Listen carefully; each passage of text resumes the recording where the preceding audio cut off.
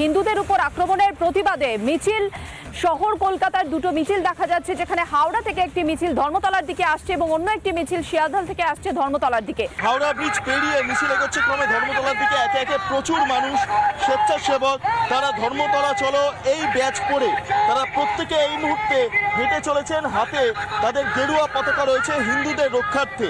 আমি এক এক করে আপনাদের কাছে যাব। আজকে আপনারা মিছিল করছেন, হিন্দু হিন্দু ভাই ভাই করে মিছিল করছেন, কিন্তু আপনাদের এ রাজ্যে যেভাবে আক্রান্ত হতে হচ্ছে তাতে করে মনে হয় যে এই মিছিল করেও কোনো সমাধান সূত্র বেরিয়ে আসবে? এক এক করে যাবো আপনাদের। আমাদের এখন যা সময়, বর্তমান যা পরিস্থিতি, সমস্ত হিন্দু যদি এক না হওয়া যায় তাহলে আমাদের সমূহ বিপদ।